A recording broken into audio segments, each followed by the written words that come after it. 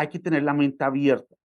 Hay un nuevo mundo que se está creando, se está reconfigurando totalmente y eso va a crear oportunidades muy grandes.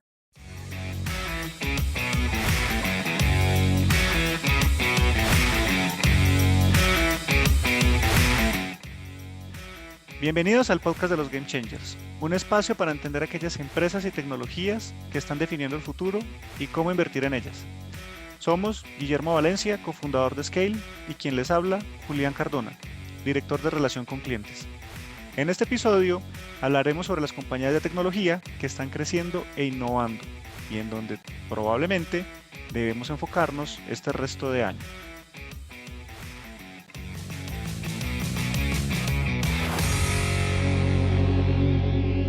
¿Qué más, Guillermo? ¿Cómo vas? Julián, muy bien. Un placer estar aquí de nuevo. Bien, Guillermo, pues las últimas semanas hemos estado muy dedicados precisamente a lo que ha estado pasando en el mercado. El mercado, pues ya sabemos cómo se ha venido comportando. A la fecha de hoy la bolsa ha estado supremamente volátil, no solamente en Estados Unidos, en todo el mundo. Las monedas se han estado devaluando contra el dólar y eso pues ha generado una dinámica que inclusive en nuestro episodio anterior profundizamos bastante y abrimos precisamente el mensaje de hay dos tipos de tecnologías o hay dos tipos de empresas que se tienen un comportamiento diferente para ser observadas como una posibilidad de inversión. Y precisamente en estos días, pues tanto usted como otros analistas han estado compartiendo esta información, han estado hablando sobre este tema. Me gustaría que habláramos un poco de esto, Guillermo, empecemos a profundizar en estos dos mundos de empresas tecnológicas. Claro que sí, Julián. Definitivamente un buen material para tratar de entender las revoluciones tecnológicas es pensar en términos de una curva S. ¿Sí? Una S como la S en español. ¿Qué significa eso? Que tiene una primera etapa donde empieza a crearse algo, pero aún no está claro. Empiezan a existir muchos experimentos sobre esa nueva tecnología que se está descubriendo, pero aún no existe un diseño dominante, mucho menos un modelo de negocio de cómo hacer rentable ese tipo de tecnología y está en una etapa de exploración. Llamemos esta etapa la etapa del Big Bang. Nació esa nueva tecnología, pero aún se está explorando para encontrar un diseño que sea eficiente en términos de costo y dos, que tenga pues una aceptación de diferentes usuarios. La segunda etapa es cuando esa tecnología ya empieza a ser clara y empieza a existir un diseño dominante y empieza como una especie de frenesí. Todo el mundo dice, no, eso es la nueva era, es una nueva economía y hasta que el que nunca habló de tecnología en la vida va a hablar de esa tecnología. Y cuando eso está pasando, probablemente se va a volver una burbuja gigantesca.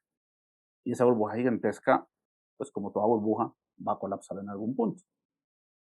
Eso nosotros lo llamamos como la gran purga, porque ahí va a desaparecer el 90% de las implementaciones de esa tecnología y va a sobrevivir un 10% que se va a consolidar. Ese 10% es el que está llamado a crear un modelo de negocio muy rentable, a tener una posición en la economía mundial muy fuerte y a definir o redefinir la manera como nosotros nos organizamos. Estas tecnologías también llegan a un punto de saturación, llegan a un punto en que esas compañías pierden ese material innovador o el potencial de esa tecnología ya decayó y se convierten como en una especie de zombies. Si bien son compañías muy grandes, pues se saturan y ya no tienen como una oportunidad interesante. Eso está súper bueno porque en mis épocas de tecnología, cuando estaba en el mundo de los semiconductores, pues lo veíamos mucho precisamente todo este comportamiento cuando salían nuevos dispositivos, por ejemplo, cuando salieron las tabletas, empezaron a generar una disrupción muy fuerte en los computadores y todo el mundo creyó que las tabletas iban a transformar los computadores y pasó eso mucho con las tabletas. Hubo una subida impresionante en la euforia. En general, el mercado ya solo quería vender tabletas y de repente quedaron muy pocas. Solo queda el iPad la Galaxy de Samsung, y quedan otras dos, tres tabletas de Huawei y tal vez otras. Y todas esas tabletas que veíamos baratas de 25, $50, hoy en día están en la mesita de noche de casi todos nuestros oyentes y solamente utilizan unas muy pocas. Entonces es muy interesante cómo la industria se movió, pantallas táctiles, las baterías, evolucionó el sistema operativo y efectivamente hubo una purga muy grande y se quedaron muy poquitos con alta tecnología, por ejemplo el iPad o las Galaxy, que pues tienen un montón de sistemas súper sofisticados. Entonces, me gustó mucho esa introducción y me acordé mucho. Tuvimos unos tiempos en el mercado latinoamericano donde esa dinámica se comportó así muy fuerte. Y Guillermo, entonces, cuando empezamos a hablar de esto y empezamos a tratar de conectarlo con las opciones que tenemos como inversionistas en la bolsa para tomar acción, pues claramente lo primero que quisiera preguntar es, ¿qué hago? Pero antes de llegar ahí, el método Scale que hemos promovido ya en varias de nuestras ediciones del podcast, pues hablamos, lo primero que buscamos es encontrar la atención y lo segundo es darnos cuenta a dónde no nos podemos meter, qué tenemos que evitar. Está viendo, Guillermo, en este momento precisamente al respecto, o sea, qué tecnologías o modelos de negocio están empezando a mostrar dificultades y están teniendo que salir a enfrentarse a una situación difícil que evidentemente el mercado probablemente los está castigando. Eso es supremamente importante, Julián, y yo creo que Einstein tenía una frase, ¿no? Que uno debería gastar la mayor parte del tiempo en entender el problema, no en buscar la solución, sino en plantear muy bien el problema, en definir muy bien el problema. Y cuando uno hace eso, va a encontrar la solución mucho más rápidamente. En general, nosotros como que tratamos de atacar el problema inmediatamente y no nos tomamos el tiempo de entenderlo bien. Y vamos a empezar con una cuestión muy sencilla. ¿Cómo se produce el dinero? ¿Cómo se hace dinero? ¿Cómo se crea? ¿Cómo la economía funciona, por decirlo de alguna manera? Pues no voy a llegar a unos detalles de libro de texto, sino vamos a hacer una analogía muy simple. La primera manera como nosotros hacemos dinero es conquistando. La historia nos enseña que la primera manera como se hace dinero es, yo soy un imperio A, tengo que conquistar un imperio B que tiene más recursos naturales, existe una guerra, y cuando yo me apodero de esos recursos naturales y esclavizo las personas del otro imperio, me convierto en un emperador rico. Entonces, esa fue una manera como funcionó la sociedad. ¿Funciona? Ok, tiene un problema, que las personas del imperio B que nacieron ahí están con resentimiento y van a crear otro conflicto para recuperar eso. La humanidad funcionó la mayoría del tiempo así. Luego, las guerras también tienen un sentido económico. Pero, pues, no hace sentido estar en un nivel de violencia tan grande. Y alguien descubrió, oiga, no nos matemos, intercambiemos. Entonces, el imperio A tiene un recurso que yo no tengo, el imperio B también, y deciden hacer comercio internacional. Están en paz, intercambian, conocen el uno con el otro, hay mezcla racial y empezamos a vivir una era que llamamos como de globalización. Intercambiamos las cosas. Y buenísimo. Pero llega un punto en que no hay más recursos naturales. Entonces llega algún personaje de algún imperio A o B que dice, no, nos toca buscar otra cosa, nos toca buscar el océano, nos toca hacer algo, a explorar. Y otro personaje le dice, bueno, yo le puedo financiar esa exploración, le puedo financiar ese barco con el que usted quiere recorrer una parte del mundo que no conocemos. Cuando descubre algo, el juego cambia. Vuelve a haber crecimiento económico porque descubrió algo. Luego es muy importante esas exploraciones, es muy importante esas búsquedas de nuevas fronteras. Y desde la revolución industrial pasó algo, algo fabuloso, que es, ¿sabe qué? Con esa agua del imperio A y con el carbón del imperio B, si usamos la creatividad, creamos una máquina de vapor que cambia cualquier tipo de proceso industrial y empieza la era de las revoluciones tecnológicas, que es sobre lo que estamos hablando. Entonces, cuando no hay tecnología, terminamos atrapados en guerras. Entonces, por eso es muy importante entender. Y todo esto para responder la pregunta inicial que tú me hiciste, es en qué no invertir. ¿Sí? Del periodo del 2000 al 2020, estuvimos en una estagnación, no había crecimiento económico, tampoco había desarrollo tecnológico, a pesar de que nosotros nos sentimos maravillados por lo que pasa en Facebook, en WhatsApp, el bajo costo de la transmisión de información, el desarrollo tecnológico fue bajo. También la probabilidad de conflictos mucho más alta, la inestabilidad geopolítica también mucho más alta, la dependencia de las materias primas mucho más alta.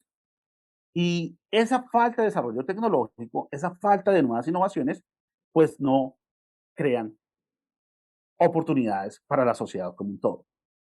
Entonces, nuestra lectura es cuando las sociedades se encuentran en ese nivel de tensión, existe la necesidad de inventar algo nuevo. Entonces, cuando estábamos en medio de las guerras mundiales, empezó a desarrollarse la electrónica. Entonces, no teníamos transistores, pero empezaban a existir prototipos de tubos de vacío. Se necesitaban crear cosas porque era cuestión de supervivencia. El primero que lanzó un misil guiado a Londres fueron los alemanes, pero tenían que aprender esa tecnología para ser más competitivo y empezó una revolución en el entendimiento de las ciencias duras. La guerra y la tensión geopolítica crea incentivos para el desarrollo de nuevos productos, de nuevas tecnologías de hardware. Nuestra lectura es que desde el 2020, tal vez un poquito antes, el mundo, sobre todo Estados Unidos y China, están en un alto nivel de desconfianza y es evidente que están en una competencia tecnológica y geopolítica. Uno es el poder hegemónico dominante, Estados Unidos, y China está diciendo, yo quiero pista, el mundo no es solo Estados Unidos, no son solo esos valores, los valores del confucianismo y los valores del modelo chino han probado que tienen resultados y yo quiero una parte del mundo. Entonces, esa competencia es la que está generando un nuevo desarrollo tecnológico. Y esa competencia es la que nos va a decir qué ideas tienen sentido y qué ideas no tienen sentido. Y esos nuevos actores también van a retar modelos de negocio existentes. Y esos modelos de negocio existentes van a empezar a ser obsoletos. Quiero dar un ejemplo de eso. Digamos, uno dice, bueno, Amazon, wow, una super compañía.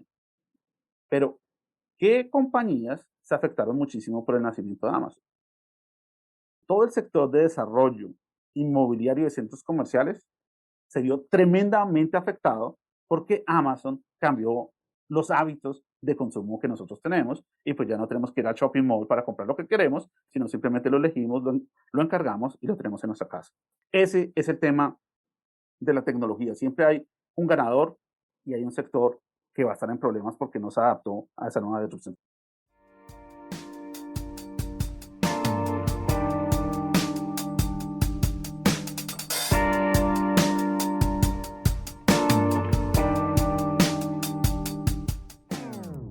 Este podcast es patrocinado por Scale. Scale empodera a las personas para que entiendan, inviertan y generen riqueza monetizando el cambio. Scale ofrece servicios para la toma informada de decisiones y brinda acompañamiento personalizado a sus clientes, con información oportuna asociada a sus portafolios de inversión. Agenda ya una llamada con nuestros representantes en scale.macrowise.co.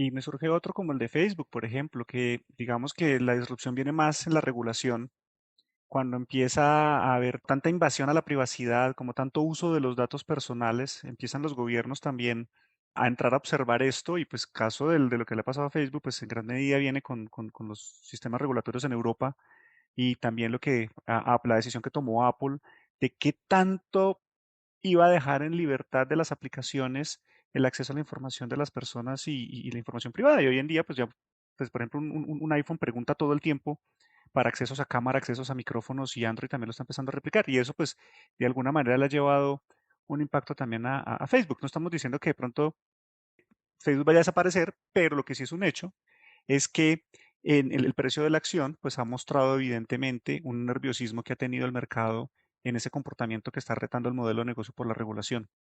Netflix es otro también, Guillermo, ¿no? La competencia que está teniendo a nivel de la industria de entretenimiento, que ya no solamente son plataformas de streaming las que le compiten a Facebook, también, perdón, a Netflix, también son los videojuegos y otras tecnologías de entretenimiento que empiezan a ganar también relevancia y pues Netflix cayó el precio de la acción debido a una caída no solamente la que ya pasó, sino la que ellos están previendo en la cantidad de usuarios pagos en la plataforma, que tanto para Facebook como para Netflix les está retando en su modelo de negocio, un poco conectándolo con la curva S de innovación que nos planteabas al principio, pues sus modelos de negocio se están poniendo a prueba ahorita. Tal cual, tal cual. De hecho, nosotros publicamos, yo creo que fue en el 2018, exactamente sobre los problemas de Facebook y los problemas de Netflix. Y de hecho, Netflix, si bien es un servicio supremamente interesante, pues estaba tremendamente endeudado, empezaba a tener nuevos competidores, entraba a Disney, el costo de la producción de estas nuevas series, de esta nueva producción de cine, pues empieza a ser muy caro. Empieza a mostrarse que los que tienen una ventaja competitiva son aquellos que son capaces de tener producciones con un mejor costo. Sin embargo, en un mundo de tasas de interés muy baratas, pues podía fondear todo eso a punta de deuda. Pasa el 2020 y el 2020 pues fue fabuloso para Netflix porque pues todos estamos encerrados, empezamos a usar ese servicio con más frecuencia y tuvieron que pasar 2 años para que se manifestara el problema estructural que hay dentro de esa compañía. Eso es supremamente interesante. Y conectando a ese concepto que tú hablas de Facebook, porque Facebook casi que es una empresa de psicología, o sea, es una empresa que entiende muy bien la psicología humana y de alguna manera nos ayuda a organizarnos, eso es positivo de una red social, pero de alguna manera monetiza nuestros sesgos cognitivos. Eso de alguna manera fue el modelo de negocio de Facebook. Pero nace un concepto muy importante de nuestra era, que no existía en el siglo XX y sí existe en el siglo XXI, y es el concepto de propiedad digital. Y ese concepto está supremamente conectado con cripto. Y por eso nosotros pensamos que cripto es algo muy importante. Yo me referí a la palabra sesgo cognitivo. Yo creo que vale la pena hablar qué es un sesgo cognitivo. Es como una preconfiguración neurológica que nosotros tenemos para tomar decisiones de alguna manera, no siendo muy racional, simplemente reaccionando a una heurística que nosotros estuvimos entrenados por la evolución. Por decir, yo voy al supermercado, yo no necesariamente elijo lo que sea más barato, que eso sería una decisión racional, sino yo elijo lo primero que veo que dice que está en oferta o elijo lo que mi mamá usualmente compraba en el supermercado. Entonces tengo alguna heurística con la que yo tomo la decisión que no es exactamente racional. Entonces nosotros tenemos muchos sesgos cognitivos, más o menos, hay un estudio que hay como más de 120 sesgos cognitivos que hacen que seamos manipulables, que sea manipulable la manera como nosotros tomamos las decisiones y eso es algo en lo que Facebook ha sido muy exitoso. Guillermo, y para cambiar de tema, entonces estábamos tratando de plantear un poco esos escenarios de dónde no estar o qué tener cuidado que podrían ser tecnologías que están teniendo retos. Otra, pues también podría ser el tema de las energías fósiles, cuando empiezan a haber energías renovables que empiezan a retar. ¿Algún mensaje de cierre para pasar ahora a qué sí tecnologías empezar a observar y que pueden tener un potencial de rebotar en este mercado que ha estado a la baja? Tocas ese tema de energías fósiles y eso me parece fabuloso, porque cuando nosotros estamos enseñados a las disrupciones en software, a los cambios tecnológicos en software, son muy rápidos. En redes sociales, por ejemplo, la curva de adopción de TikTok. Cuando nace esta era de la energía limpia, pues nosotros veníamos con este mindset, o sea, la manera de pensar de software, de Internet, y pensamos que el cambio de la energía renovable iba a ser súper rápido. Y no es rápido, es supremamente lento. Y ahí falta muchísima innovación tecnológica, falta muchísima innovación en materiales que hace que tengamos los precios que tenemos hoy en el gas y en el petróleo cuando hay un conflicto. Entonces, ahí hay un gran camino de desarrollo tecnológico porque hay un problema muy grande que resolver y es cómo crear una manera eficiente de tener esas energías limpias. Nuclear es una opción. Tú decías, entremos a algo que es interesante, que podamos invertir. Y el mundo como está hoy, con la dependencia energética que tenemos de la energía fósil, la dependencia que se tiene del gas y del petróleo, y la gran demanda de electricidad, porque es que en esta mesa tengo un celular, tengo un computador. ¿Cuánto es mi consumo de energía eléctrica? La cantidad de energía eléctrica que consumimos por persona cada vez va incrementando.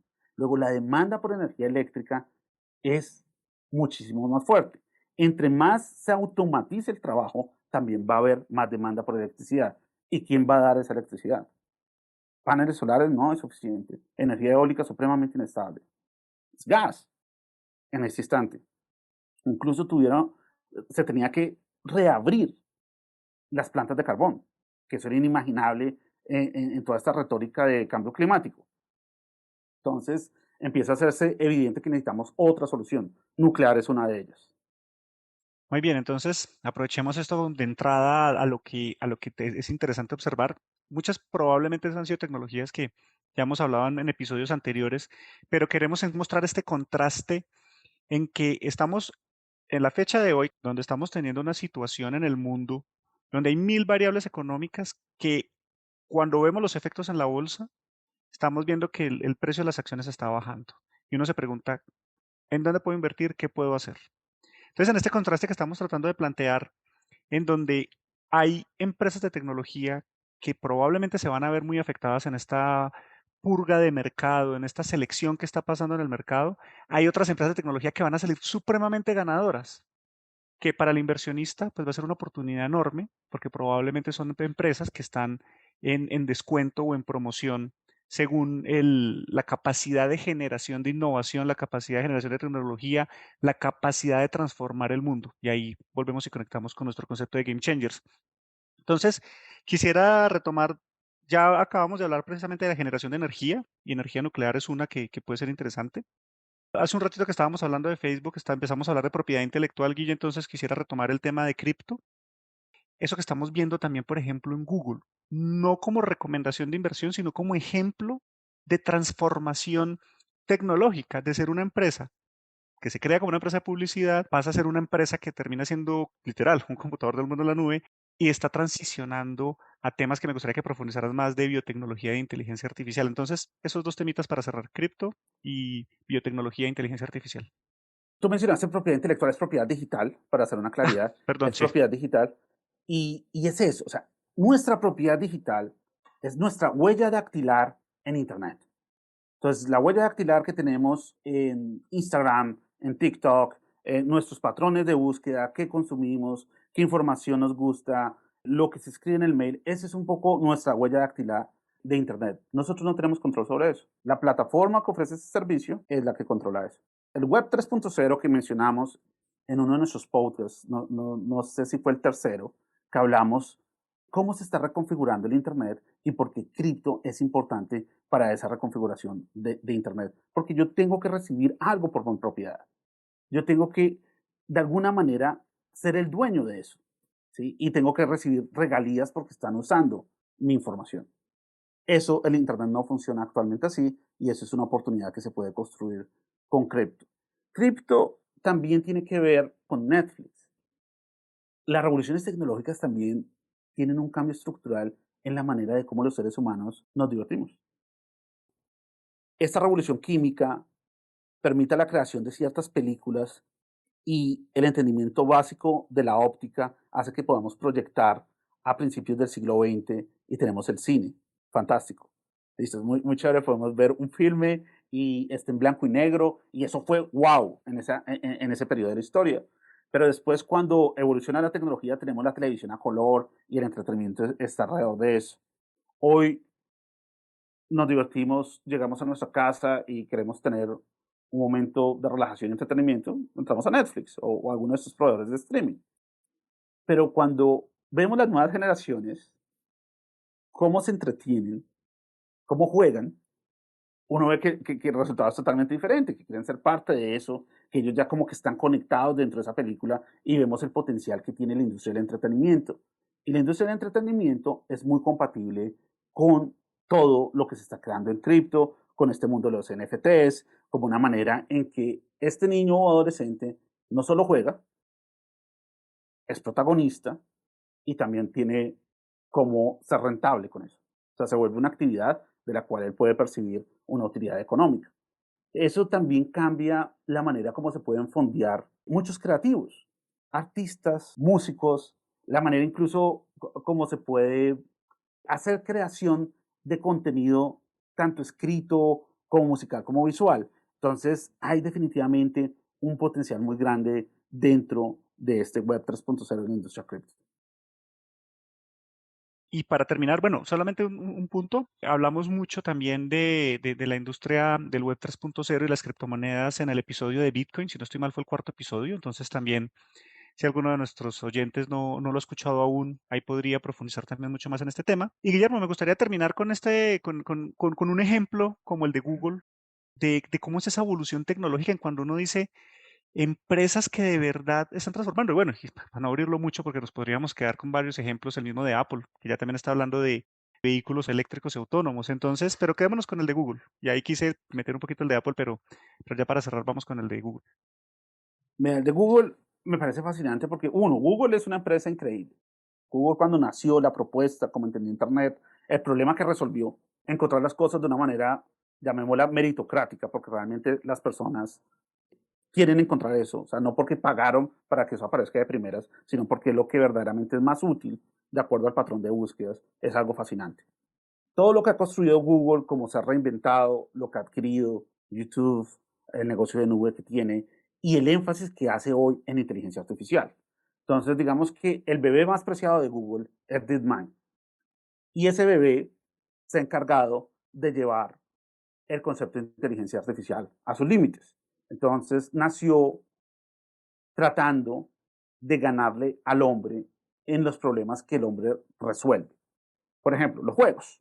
¿Sí? En todos los juegos que son muy complicados, trataron de entrenar o de que se entrene solo un sistema de inteligencia artificial que supere lo que hace el hombre. Entonces, en el ajedrez, bueno, ya Deep Blue había hecho algo, pero ahorita el reto de DeepMind con el ajedrez, con AlphaZero, era ganarle a la mejor máquina, ganarle al mejor programa de ajedrez que existe, encontrar un sistema que aprenda solo, que no haya que entrenarlo, que no se le expliquen las reglas del ajedrez y, o las aperturas o las estrategias y sea capaz de ganarle a la mejor máquina, que en ese instante era Stockfish. Y lo logró. Y lo logró aprendiendo solo. Y cuando uno mira esos partidos, uno también ve como que aparecen jugadas que un ser humano no hace. Aparecen jugadas exóticas. O sea, hay principios fundamentales cuando uno juega ajedrez, como uno cuida mucho al rey.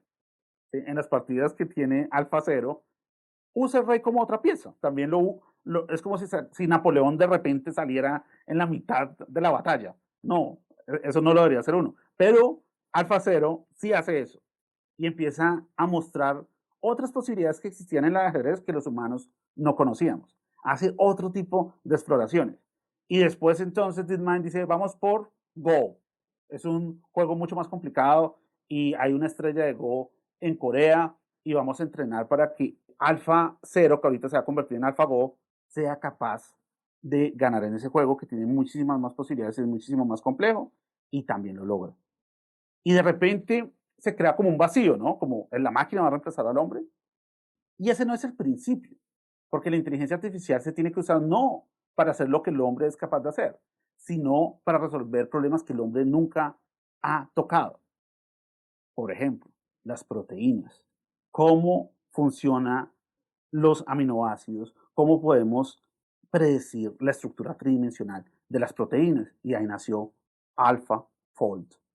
Y fue el tercer proyecto, bueno, como el cuarto proyecto de DeepMind, que busca entender esas pequeñas nanomáquinas con las que estamos hechos, los aminoácidos. Y es totalmente fascinante lo que ellos están haciendo y los resultados que tienen. Entonces, Google está mostrando las posibilidades de la inteligencia artificial para unas industrias que nunca imaginamos y en particular en biotecnología. Eso es un momento como el transistor. Simplemente que esta vez no procesamos información en silicio, sino en aminoácidos. No, Guillermo, todo esto es fantástico y creo que tenemos temas para muchos otros episodios. Ya por temas de tiempo ya debemos ir cerrando, pero solamente una conclusión final y lo que me queda a mí como inversionista para tomar acción en mi portafolio es la situación en la coyuntura actual de la bolsa, pues sí, está muy volátil, tiene unas situaciones muy complejas.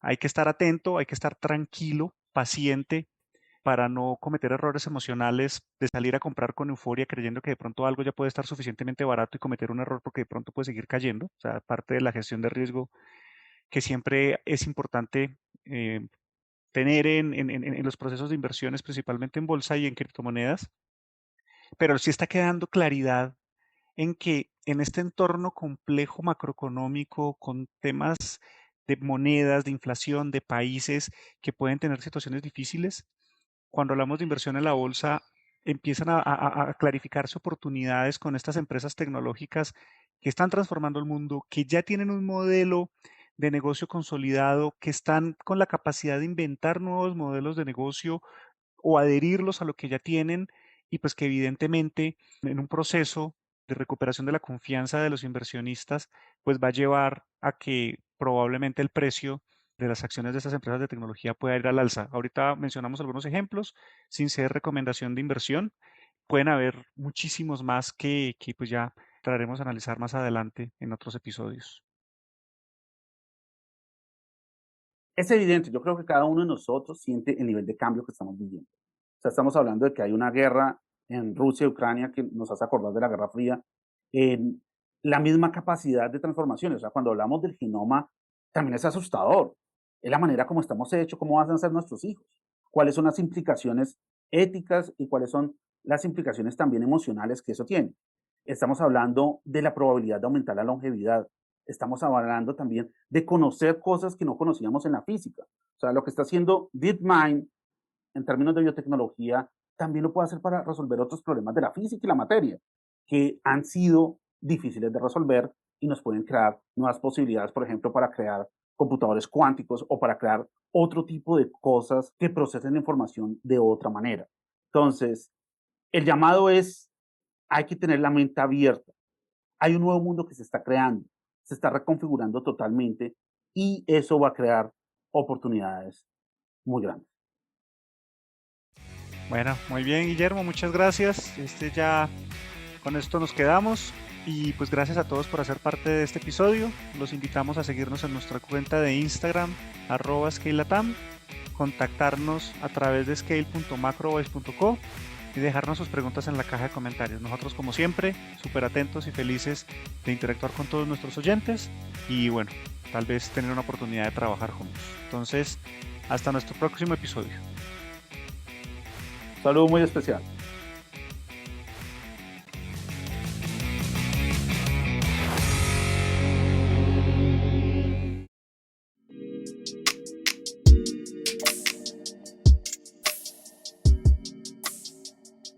Ten en cuenta que los contenidos de este podcast no son un consejo de inversión y son publicados únicamente con fines informativos y educativos. Es responsabilidad del oyente realizar la investigación apropiada y tomar sus propias decisiones antes de invertir.